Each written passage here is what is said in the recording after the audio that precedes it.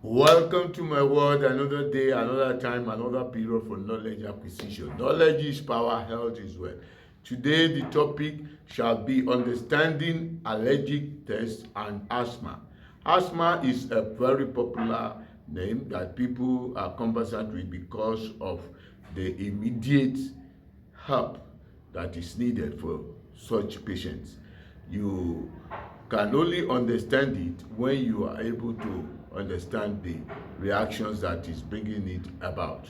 The classification of these reactions I shall expose people to, and we may also come to know the test that is done to confirm if one is allergic and what could be the allergen, that is what is causing the allergic reaction.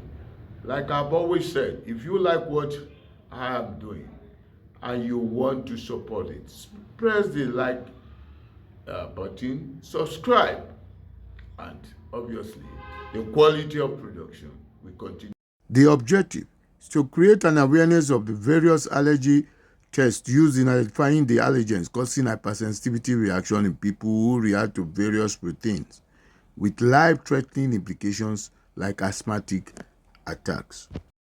Introduction. If you have an allergy, your immune system overreacts to an allergen by producing antibodies called immunoglobulin E. This antibody travels to cells that release chemicals, histamine and the stuff like that, causing an allergic reaction. This reaction is what is called immediate or delayed hypersensitivity reaction that are life-threatening at times like asthmatic attack. The word hypersensitivity reaction is unambiguous just to show the exaggerated response from the patient to environmental proteins such as pollen, animal dung, or dust mites, anything that the person reacts to. The hypersensitivity could be type 1, type 2, and type 3. It's about 5 types of hypersensitivity reactions. But the 1, 2, 3 are known as immediate hypersensitivity reaction because they occur within 24 hours of exposure to the antigen or allergen, causing production of IgE that binds to mast cells and basophil, which contain histamine granules that are released in the reaction and cause inflammation. Type 1 hypersensitivity reaction can be seen in bronchial asthma, allergic rhinitis, allergic dermatitis, food allergy, allergic conjunctivitis, and anaphylactic shock. We can distinguish these various hypersensitivity reactions. Type 1 hypersensitivity reaction allergens are proteins with a molecular weight ranging from 10 to 40 kilodalton. For examples, cats, dust mites, German cockroaches, grass rats, fungi, plant drugs, and many more. These could stimulate that reaction.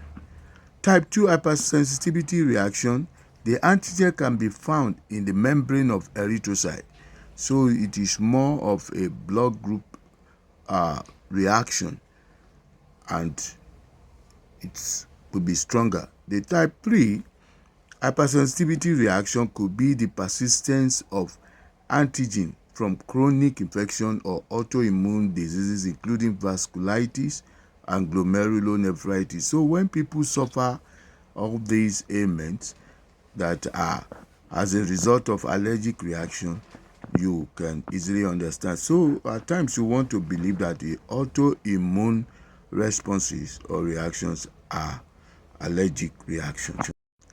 Yeah, the hypersensitivity reaction is becoming very common. 15% of the world population will be affected by a type of allergic reaction during their lives.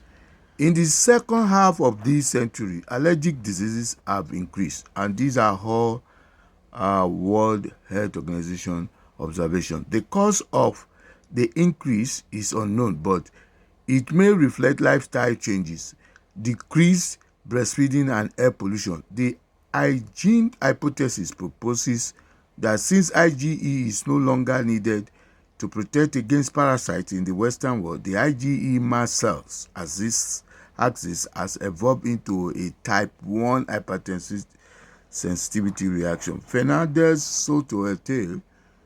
Of workers in 2018 reported that fungal infection could be as high as 50% in inner cities and constitute a risk factor predisposing to the development of allergic bronchial asthma. So when we look at effort made or progression made in one direction, we can also understand the problems created in the other direction.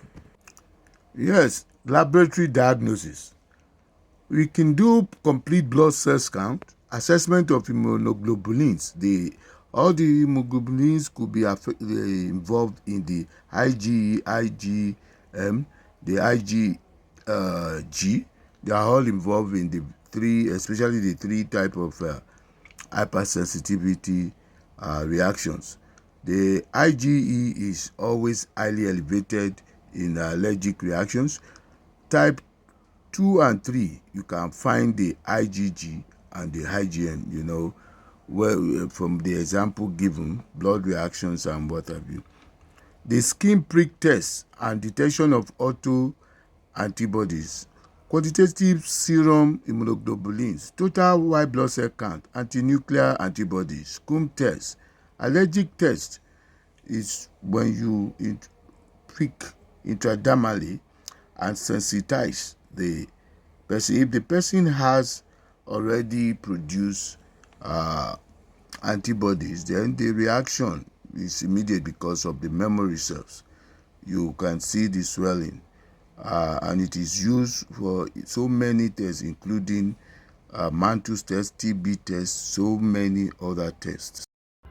Now that we have understood more or less all that is necessary to know in allergic test and in allergic reaction, I believe with this understanding, we may now appreciate what the medical experts, the personnel, the medical laboratory scientists, and all the other groups, what they do in making sure that these problems, especially the asthmatic patients, are safe from imminent death.